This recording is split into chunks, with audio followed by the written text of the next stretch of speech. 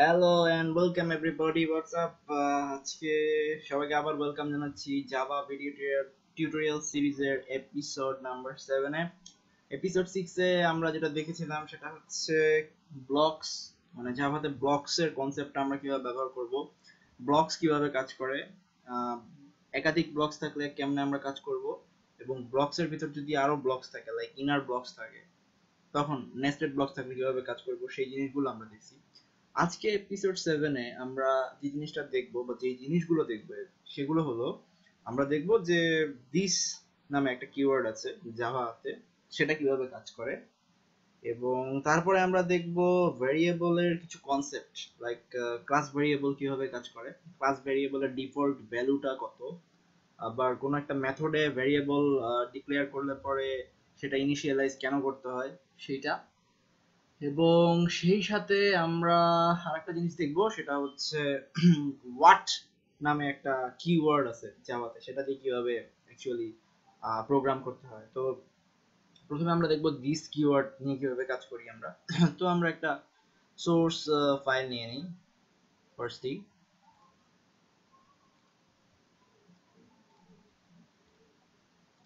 প্যাকেজে গিয়ে একটা সোর্স ফাইল নিলাম। তো দিস কিওয়ার্ড নিয়ে যেহেতু কাজ করতে যাচ্ছি তাহলে দিস কিওয়ার্ড আমরা নিলাম।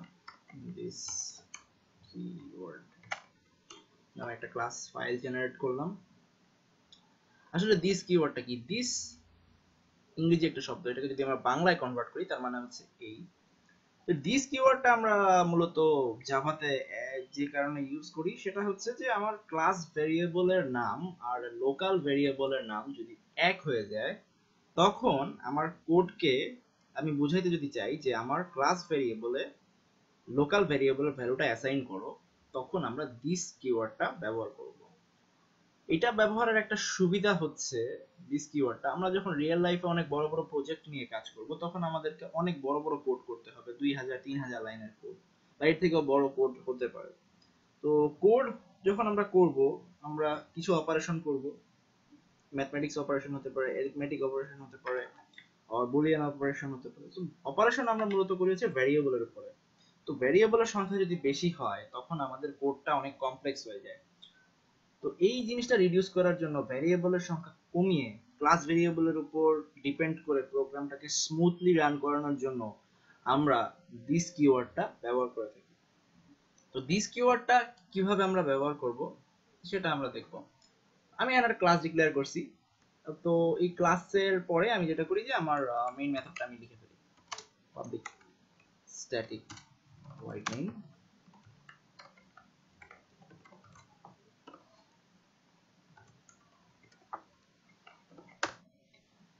তো আমি এখন একটা কোড করব যেটা হচ্ছে যে দুইটা সংখ্যা আমি ইনপুট দিব।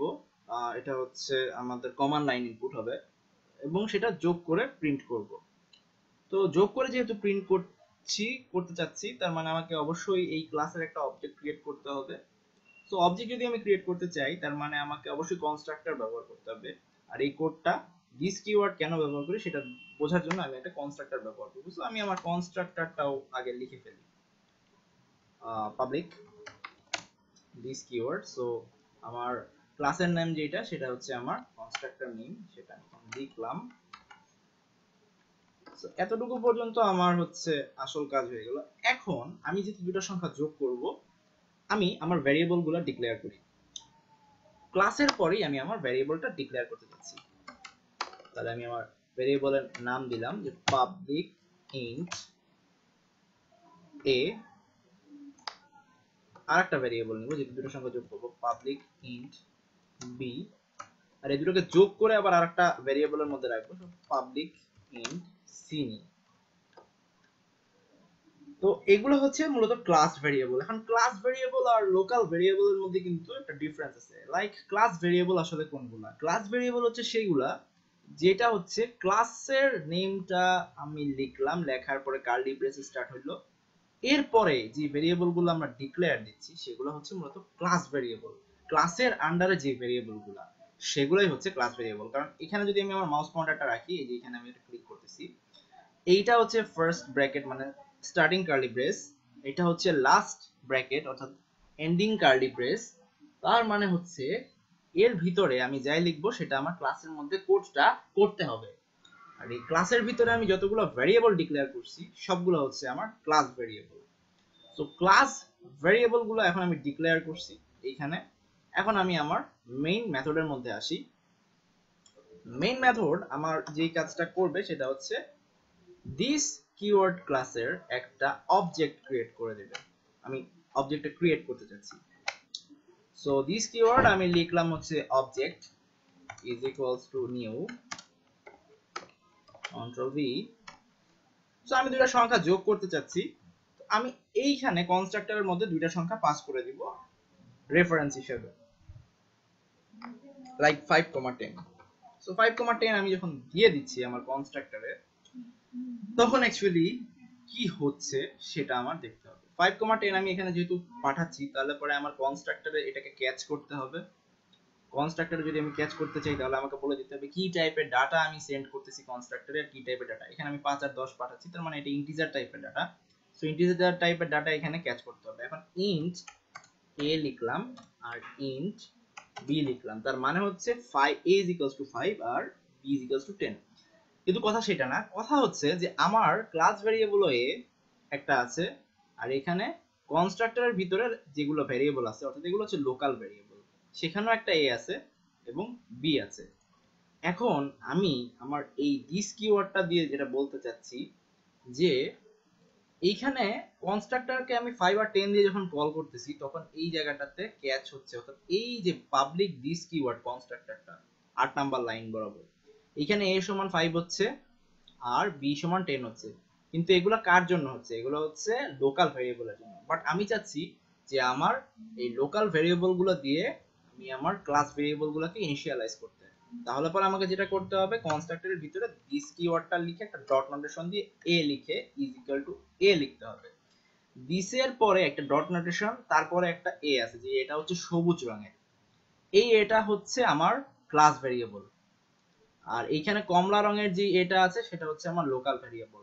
তার মানে এই লাইনটা দিয়ে আমি বোঝাতে যাচ্ছি আমি যখন এখানে কনস্ট্রাক্টর কল করতেছি 5,10 দিয়ে, তখন এই 5টা এই a তে এসে অ্যাসাইন হয়েছে যে এটা হচ্ছে আমার লোকাল ভেরিয়েবল। আর আমি এখন বলতে যাচ্ছি যে এই এটাকে অর্থাৎ এই যে লোকাল ভেরিয়েবলটা, এই লোকাল ভেরিয়েবলটা কে তুমি অ্যাসাইন করো দিস ডট a, মানে হচ্ছে ক্লাস ভেরিয়েবলে অ্যাসাইন করো। এর ফলে যেটা হবে যে এই ক্লাসের ভিতরে আমি যেখানেই a কে কল করব সে অলওয়েজ প্রিন্ট করবে হচ্ছে 5। সিমিলারলি আমি যদি এখন this dot b is equal to b বলি তাহলে কি হবে? এখানে আমি রেফারেন্স হিসেবে 10 পাঠাইছি, সেই 10টা ক্যাচ হবে হচ্ছে এই ইন্ট b তে, আর পরবর্তীতে লোকাল ভেরিয়েবলটা দিস ডট b অর্থাৎ ক্লাস ভেরিয়েবলে ইনিশিয়ালাইজ হয়ে যাবে।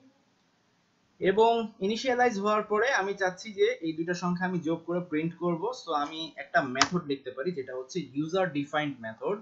আমি লিখলাম যে পাবলিক ভয়েড সাম নামে একটা মেথড আমি লিখলাম, লিখে এটার মধ্যে আমি কি করব, দুটো সংখ্যা যোগ করব। যেহেতু আমি দিস ডট এ এর ভিতরে অর্থাৎ এই যে এখানে দিস ডট এ কে যদি আমি এভাবে মার্ক করি তাহলে সে শো করবে যে এটা একটা ক্লাস ভেরিয়েবল, এই যে এটা এখানে পয়েন্ট করতেছে। So this dot a is equals to a যখন আমি করছি তার মানে হচ্ছে আমি ক্লাস ভেরিয়েবলের মানে a এর ভিতরে 5 কে রাখছি, আর this dot b is equals to b যখন আমি করছি তখন আমি ক্লাস ভেরিয়েবল b এর ভিতরে রেখেছি হচ্ছে b কে, মানে b is equals to 10। So আমি এই ক্লাসের ভিতরে এখন যেখানেই a আর b কে কল করি না কেন, a আর b দিয়ে যাই অপারেশন করি না কেন, a এর ভ্যালু হচ্ছে 5, b এর ভ্যালু হচ্ছে 10। সো আমি এখন যেটা করব সেটা হচ্ছে দুটো সংখ্যাকে যোগ করব। যোগ করতে হলে c is equals to a plus b লিখলাম, লেখার পরে আমি জাস্ট খালি এটাকে প্রিন্ট করতে চাচ্ছি system.out.println। এটার পরে আমি জাস্ট এখানে c টাকে প্রিন্ট করব। আর মেইন মেথডে গিয়ে আমার যে কাজটা করতে হবে, অবজেক্ট তো ক্রিয়েট করছি, এখন জাস্ট আমাকে খালি এই অবজেক্টটা দিয়ে সাম মেথডটাকে কল করতে হবে। সো আমি এটাকে জাস্ট কপি করে নিয়ে এখানে অবজেক্টটা বসালাম, বসিয়ে সাম মেথডটাকে জাস্ট কল করলাম। এখন আমি যদি কোডটা রান করি তাহলে আউটপুট কত আসে? আউটপুট হচ্ছে 15। সো এটাই হচ্ছে দিস ভেরিয়েবলের মেইন কনসেপ্টটা। তো এটা আমি একটা কোড দিয়ে দেখাইলাম। এখন খুব সিম্পল ওয়েতে এটা আমরা কিভাবে বুঝতে পারবো যে আমরা যদি দিস দিয়ে ইনিশিয়ালাইজ করি তাহলে পরে এই ভেরিয়েবলটা এইভাবে ইনিশিয়ালাইজ হচ্ছে। আমরা আরেকটা ফাইল নেই এটা বোঝার জন্য, নাম দিলাম হচ্ছে tvc। সো এইটার ভিতরে আমি এখন যেটা করতে চাচ্ছি সেটা হচ্ছে আমি কতগুলো ক্লাস ভেরিয়েবল ডিক্লেয়ার করব। পাবলিক স্ট্যাটিক void main, আগে আমি আমার মেইন মেথডটা লিখে ফেলি। এখন এখানে কিছু ভেরিয়েবল ডিক্লেয়ার করি, public int a, public int b। So এখন এই যে আমি ভেরিয়েবল দুটো ডিক্লেয়ার করলাম ক্লাস ভেরিয়েবল, আমি যদি এখন শুধু a এর ভ্যালুটা কত সেটা প্রিন্ট করতে চাই বা b এর ভ্যালুটা প্রিন্ট করতে চাই, তাহলে পরে জাভাতে যে সুবিধাটা হয় যে a এর ভ্যালু 0 দেখাবে আর b এর ভ্যালু 0 দেখাবে, কারণ এগুলো ক্লাস ভেরিয়েবল। সি প্রোগ্রামিং এ যদি আমরা int a নামে একটা ভেরিয়েবল ডিক্লেয়ার করার পরে printf %d দিয়ে a কে প্রিন্ট করতাম তাহলে একটা গার্বেজ ভ্যালু শো করতো। বাট জাভা যেটা করে যে ক্লাস ভেরিয়েবল গুলোকে সব সময় 0 দিয়ে ইনিশিয়ালাইজ করে রাখে। সেটা পাবলিক ভেরিয়েবলটা যদি ইন্টিজার টাইপের হয় তাহলেও কোনো সমস্যা নাই, ফ্লোট টাইপের হলেও কোনো সমস্যা নাই, ইভেন সেটা যদি এটা স্ট্রিং হয় সে অলওয়েজ পাবলিক মানে হচ্ছে ক্লাস ভেরিয়েবল গুলোকে সবসময় 0 দিয়ে ইনিশিয়ালাইজ করে।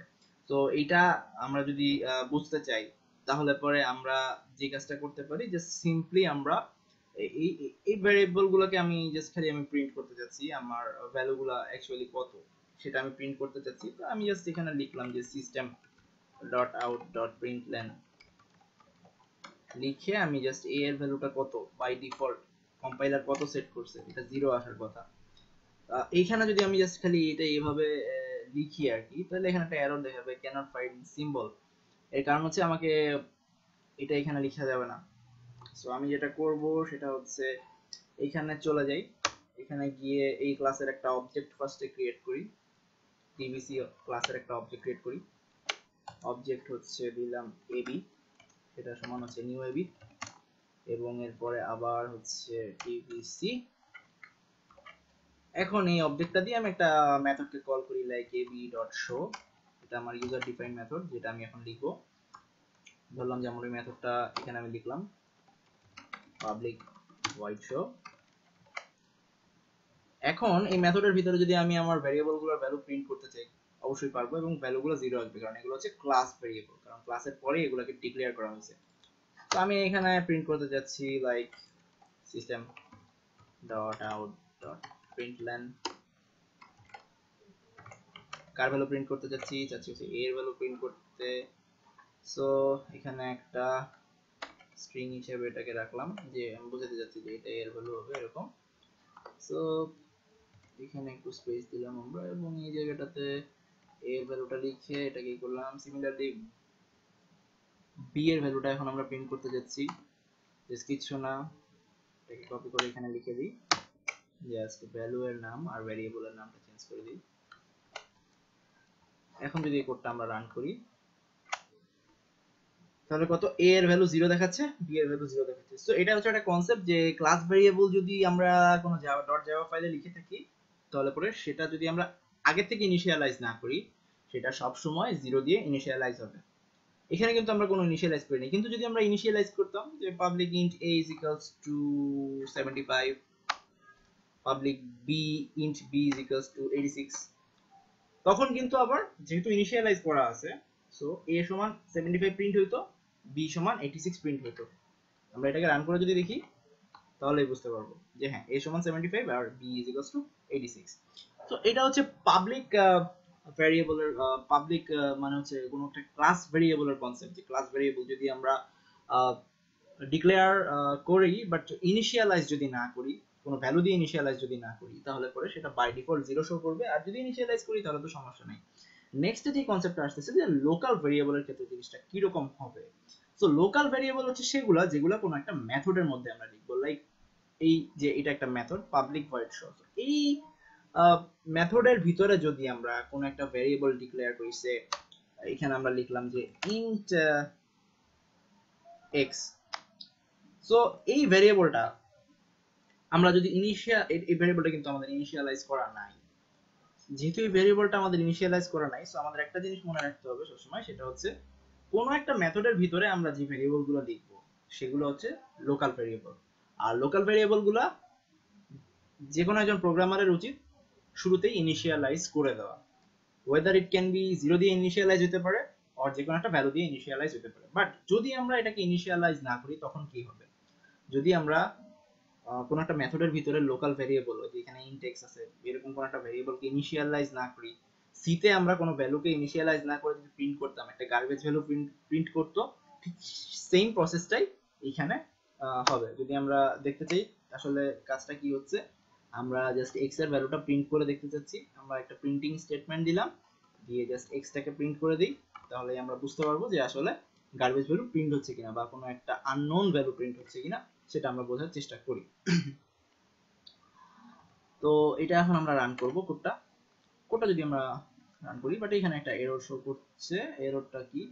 Variable x might not have been initialized, flip operands of binary operator। এটা একটা এরর না, ঠিক এটা আমরা যে ইনিশিয়ালাইজ করে নিই সেটারই রিমাইন্ডার আমাকে অ্যাকচুয়ালি সে দিচ্ছে। সো আমি যদি কোডটা রান করি, কোডটা আসলে রান হচ্ছে না,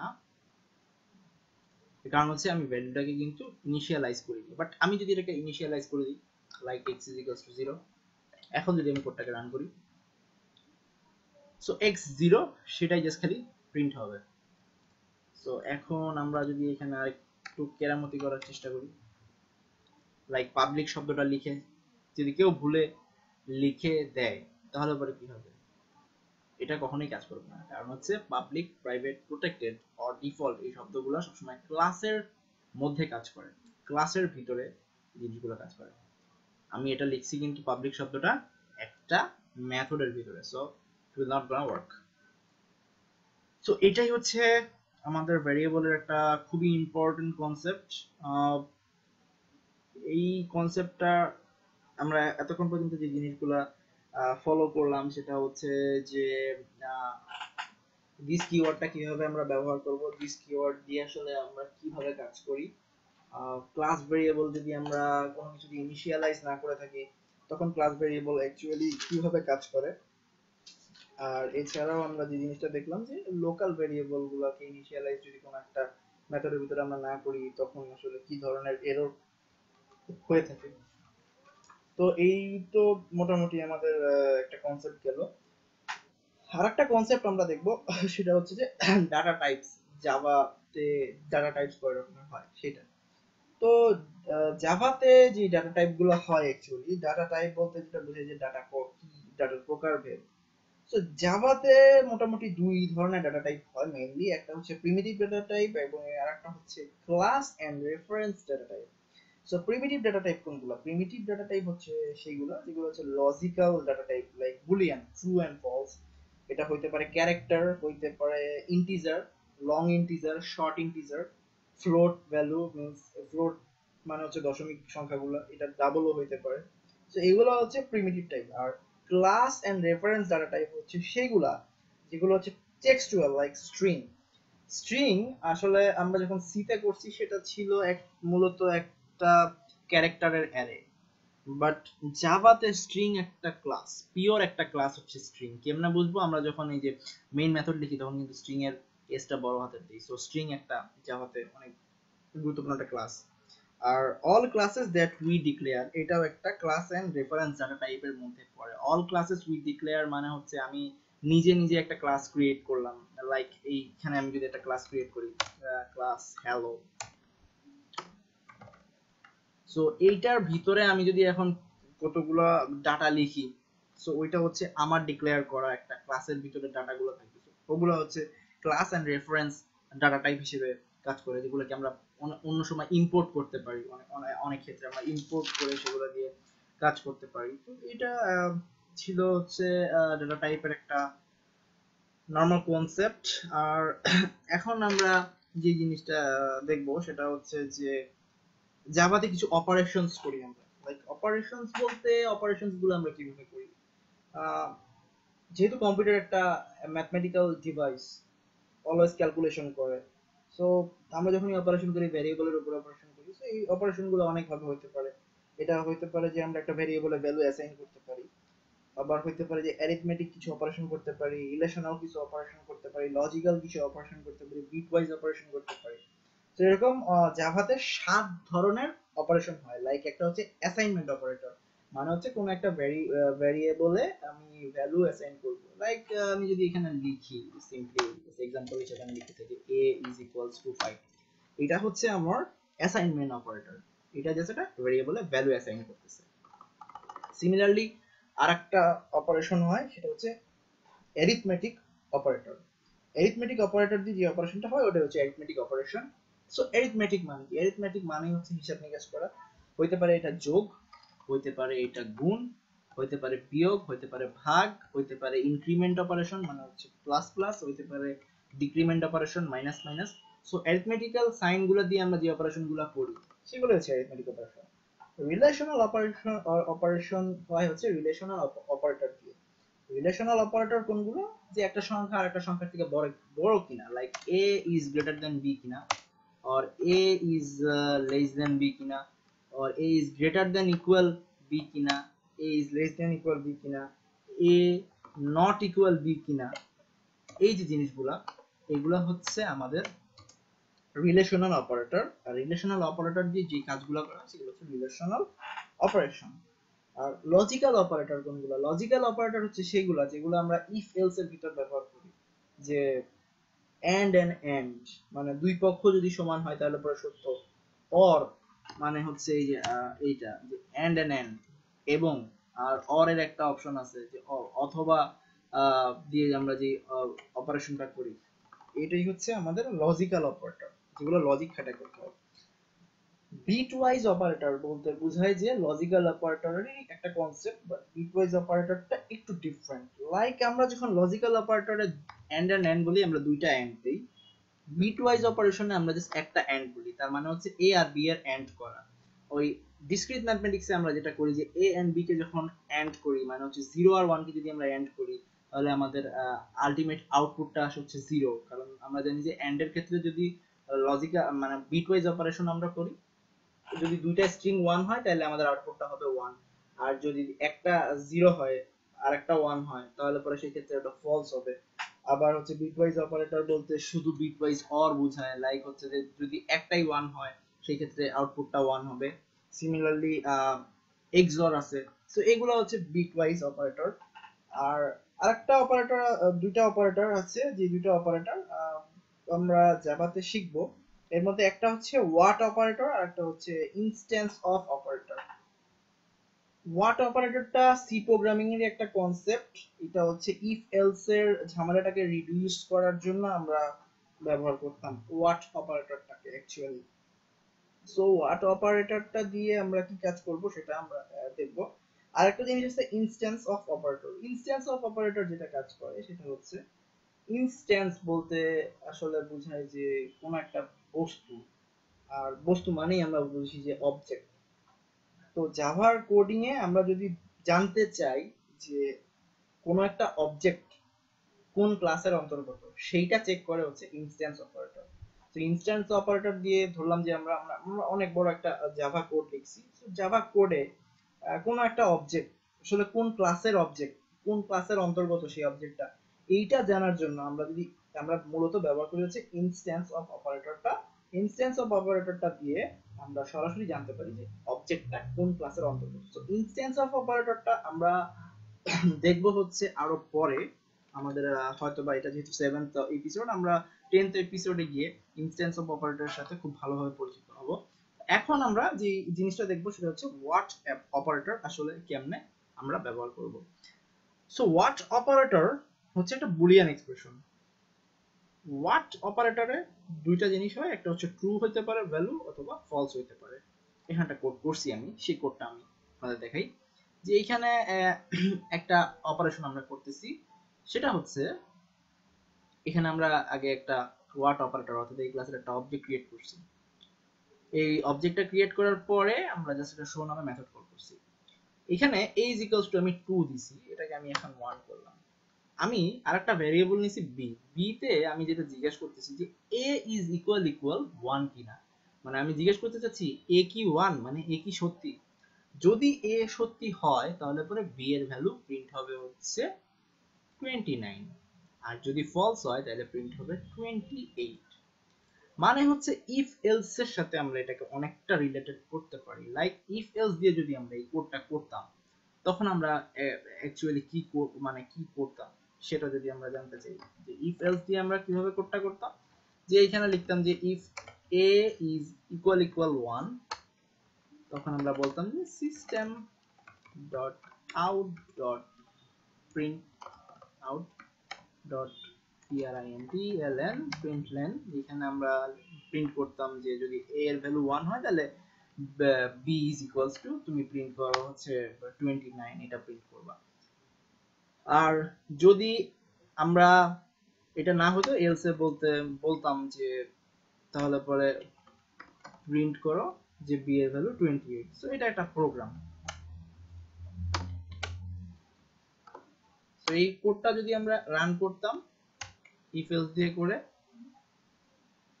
তখন 29 প্রিন্ট হইতো, কারণ a is equal 1 আমি বলে দিয়েছি। তো এই যে ইফ এলস এর কাজটা, ইফ এলস এর কাজ কি? ইফ এলস এর কাজ হচ্ছে যে সত্যতা যাচাই করা।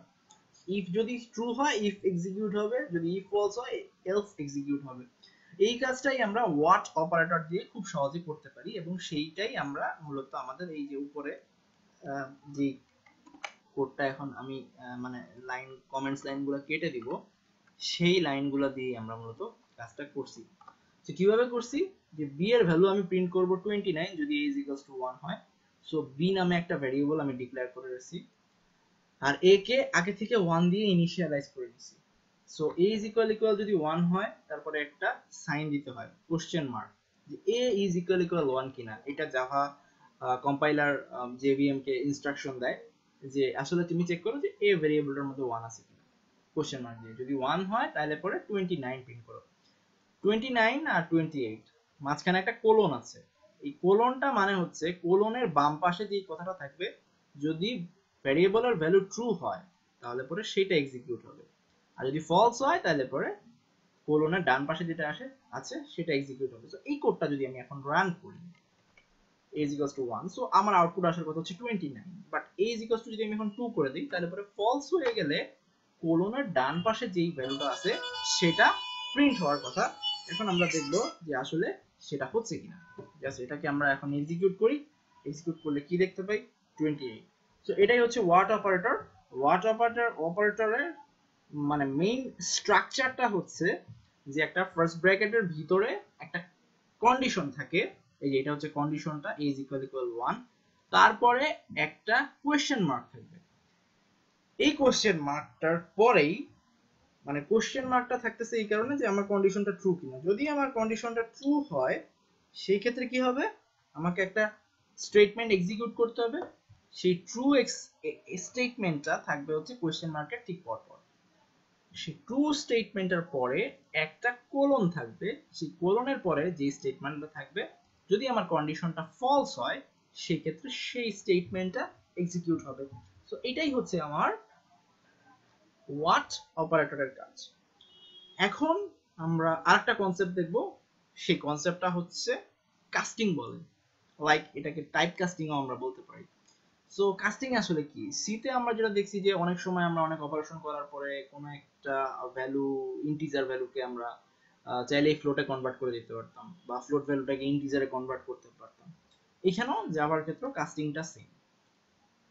কাস্টিং এর ক্ষেত্রে যে জিনিসটা করতে হয় সেটা হচ্ছে যে লং বিগ ভ্যালু নামে একটা ভ্যারিয়েবল আছে। সো লং বিগ ভ্যালু নামে আমার কাছে যে ভ্যারিয়েবলটা আছে এটা হচ্ছে একটা অনেক বড় ইন্টিজার ভ্যালু। এটার ভ্যালু হচ্ছে 99L।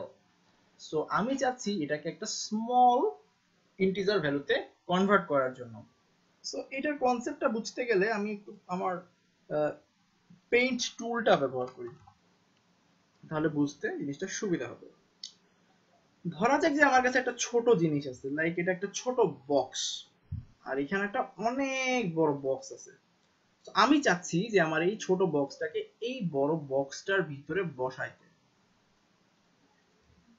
একটা ছোট জিনিসকে একটা বড় জিনিসের মধ্যে যদি আমি বসাইতে চাই, আমার কিন্তু আসলে খুব একটা কষ্ট করতে হবে না। এই জিনিসটাকে আমি সিম্পলি এখানে কিন্তু বসাই দিতে পারি, কারণ আমার এখানে প্রচুর পরিমাণে জায়গা কিন্তু আছে। সো আমি ইজিলি জিনিস বক্সটাকে এখানে কিন্তু আটাই দিতে পারি। এটাই হচ্ছে কাস্টিং এর একটা কনসেপ্ট। কাস্টিং দুই রকমের হয়, একটা হচ্ছে অটো কাস্টিং আর একটা হচ্ছে ম্যানুয়াল কাস্টিং বা শুধু কাস্টিং বলে। তার মানে হচ্ছে কোনো একটা ছোট ভ্যালুকে যদি আমি বড় ভ্যালুতে কনভার্ট করি সেটা হচ্ছে অটো কাস্টিং। এই বক্সটার দিকে যদি আমরা তাকাই তাহলে বুঝতে পারবো যে বক্সটা ছোট, একটা ছোট বক্সকে একটা বড় বক্সের মধ্যে অটোমেটিক্যালি আমি বসাই দিতে পারবো, সেই ক্ষেত্রে আমাকে কোনো কষ্ট করতে হবে না, সেটাই হচ্ছে অটো কাস্টিং। কিন্তু একটা বড় ভ্যালুকে আমি যদি একটা ছোট ভ্যালুতে কনভার্ট করতে চাই, ধরলাম যে আমার এইখানে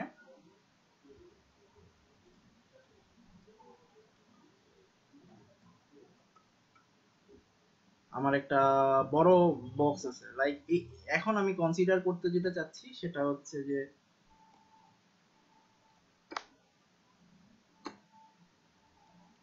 এখন আমি যেটা কনসিডার করতে চাচ্ছি যে আমার কাছে একটা বড় বক্স আছে, আমি বড় বক্সটাকে একটা ছোট বক্সের মধ্যে ঢুকাইতে চাচ্ছি। সেই ক্ষেত্রে আসলে আমাকে কি করতে হবে সেটা আমি যদি একটু চিন্তা করতে চাই তাহলে কিন্তু আমরা বুঝতে পারবো খুব সহজে। এটা ছোট বক্সকে যদি আমি বড় বক্সের মধ্যে ঢুকাইতে চাই, লাইক এটা আমার অনেক বড় একটা বক্স, এই বক্সটাকে আমি চাচ্ছি যে আমার এখানে রাখার জন্য, এই বড় বক্স, এই বক্সটাকে আমি আমার এই ছোট বক্সটাতে রাখতে চাচ্ছি। তখন আসলে আমাকে কি করতে হবে? খুব সহজে যদি আমরা চিন্তা করি যে আমরা ওই যে কাগজ আলাদের দেখি যে অনেক বক্স টক্স কিনে ওরা বক্সগুলোকে ভাঁজ করে, তো আমাকে যেটা করতে হবে এই বড় বক্সটাকে আমার গুটাইতে হবে, মানে ফোল্ড করে তারপরে আমার এখানে বসাইতে হবে। তাছাড়া আমার পক্ষে কিন্তু কোনো অপশন নাই এই বড় বক্সটাকে ছোট বক্সটার মধ্যে বসানো। এই জিনিসটাই হচ্ছে ম্যানুয়াল কাস্টিং, মানে আমাকে ম্যানুয়ালি কাজটা করতে হবে। সো কাস্টিং দুই রকমের, একটা হচ্ছে অটো কাস্টিং আর একটা হচ্ছে manual casting. So auto casting হচ্ছে কোনটা, যেটা একটা ছোট জিনিসকে আমি বড় জিনিসের মধ্যে জাস্ট খালি বসায় দেব। আর ম্যানুয়াল কাস্টিং হচ্ছে সেটা একটা বড় জিনিসকে আমি ছোট জিনিসের মধ্যে বসাবো, সেক্ষেত্রে আমাকে বড় জিনিসটাকে ভাঁজ করতে হবে বা ভেঙে ছোট করতে হবে। তো লং বিগ ভ্যালু নামে একটা ভ্যারিয়েবলের ভিতরে একটা 99L মানে একটা বিশাল বড় ইন্টিজার, সেই ইন্টিজারটাকে আমি কি করতে চাচ্ছি, কাস্ট করে ছোট একটা ভ্যালুতে কনভার্ট করতে চাচ্ছি। ছোট ভ্যালুটা কি, একটা ইন্টিজারের ছোট ভ্যালু। আমি যখন লং বিগ ভ্যালু বলবো তখন অ্যাকচুয়ালি আমার কাছে জিনিসটা খুবই সহজ। কারণটা কি, কারণটা হচ্ছে লং একটা কিওয়ার্ড, লং মানেই হচ্ছে আমার একটা ইন্টিজার, সেটা অনেক বড় হবে, আর এটাকে যখন আমি একটা ছোট ভ্যালুতে কনভার্ট করব তখন আমাকে বলে দিতে হবে যে সেই ছোট ভ্যালুটা আসলে আমার কি, মানে ছোট ভ্যালুটা অ্যাকচুয়ালি হচ্ছে যে এইখানে এই যে ছোট ভ্যালুটা সেটা কোন টাইপের ভ্যালুতে আমি কনভার্ট করতে চাচ্ছি, সেটা কি ইন্টিজার নাকি অন্য কিছু, সেটা আমাকে বলে দিতে হবে। সো ইন্টিজার লিখতে হবে আমাকে ম্যানুয়াল কাস্টিং এর জন্য, তারপরে একটা নাম দিতে হবে, এই পাশে এসে একটা ব্র্যাকেটের মধ্যে ইন্টিজার শব্দটা লিখতে হবে, লিখার পরে যে কাজটা করতে হবে সেটা হচ্ছে এখানে এই বিগ ভ্যালু ভেরিয়েবলটার নাম বসায় দিতে হবে। সো এটা দিলে যেটা হবে যে এই 99L বড় ভ্যালুটা কনভার্ট হয়ে আমার কাছে একটা ছোট ভ্যালুতে রিপ্রেজেন্ট হবে। সো এটা হচ্ছে কাস্টিং এর কনসেপ্ট। তো এই কোডটা যদি আমরা এখন রান করতে চাই, এই কোডটা যদি আমি এখন রান করি তাহলে পরে এখানে 99L ছিল অনেক লম্বা একটা বিগ ভ্যালু, সেটা জাস্ট খালি 99 প্রিন্ট হবে। সেটা হচ্ছে ম্যানুয়াল কাস্টিং। আর আমি যদি এটা ছোট ভ্যালুকে বড় ভ্যালুতে কনভার্ট করতে চাই, জাস্ট খালি কিছু না, স্মল ভ্যালু একটা ভ্যালু ইনসার্ট করলাম, এটা অটোমেটিক্যালি ছোট আছে, সো এটাকে যদি আমি বড় করতে চাই আলটিমেটলি আমি খুব বেশি এটা বড় করতে পারবো না, সো যা আছে সেটাই প্রিন্ট হবে। সো স্মল ভ্যালু, এটাকে আমি বিগ ভ্যালু নামে একটা ভেরিয়েবলের মধ্যে অটোমেটিক্যালি যদি শিফট করে দেই তখন এটা বিগ ভ্যালু মানে অনেক বড় একটা ভ্যালুতে কনভার্ট হওয়ার সুযোগ ক্রিয়েট হবে, কারণ এই বিগ ভ্যালুটা এখানে ফার্স্টে ডিক্লেয়ার দেওয়া হয়েছে আর যেটার আগে লং শব্দটা আছে। সো আজকে টিউটোরিয়ালটা মোটামুটি আমাদের বেশ লেন্দি একটা টিউটোরিয়াল ছিল। এই টিউটোরিয়ালটাতে আমরা যে জিনিসগুলো দেখলাম সেগুলো হচ্ছে দিস কিওয়ার্ড আমরা কিভাবে ব্যবহার করব, দিস কিওয়ার্ডের পরে আমরা দেখলাম যে ক্লাস ভেরিয়েবল আর লোকাল ভেরিয়েবল কেন ইনিশিয়ালাইজ করা লাগে, ক্লাস ভেরিয়েবলের বাই ডিফল্ট ভ্যালুটা কত সেই জিনিসটা, এবং এরপরে আমরা দেখলাম যে কিছু অপারেটর জাভাতে কিভাবে কাজ করে, এর মধ্যে যেটা মেইনলি দেখছি সেটা হচ্ছে ওয়াচ অপারেটর দিয়ে আমরা কিভাবে কোড করব, এই অপারেটরটা নতুন। এরপরে আমরা একটা কনসেপ্ট শুনছি যেটা হচ্ছে ইনস্ট্যান্স অফ অপারেটর, যেটা নিয়ে আমরা সামনের টিউটোরিয়াল সিরিজগুলোতে ডিটেলস দেখব। এরপরে আমরা দেখলাম হচ্ছে যে কিভাবে টাইপ কাস্টিং করতে হয় জাভাতে। তো আজকে এতটুকু পর্যন্তই আমাদের এপিসোডটা থাকবে। নেক্সট যে এপিসোডটা আমাদের আসবে সেখানে আমরা দেখব অ্যারে ডিক্লারেশন কিভাবে করতে হয়। জাভাতে অ্যারে নিয়ে বেশ কিছু কাজ করা যায়, বিভিন্ন ডাইমেনশন অ্যারে নিয়ে কাজ করা যায়। লাইক সিতে আমরা জাস্ট খালি স্কোয়ার ম্যাট্রিক্স নিয়ে কাজ করতে পারতাম, সিতে সেই জিনিসটা আমরা করতে পারতাম না যে ভিন্ন সংখ্যার কলাম আর রো নিয়ে কাজ করতে পারতাম না।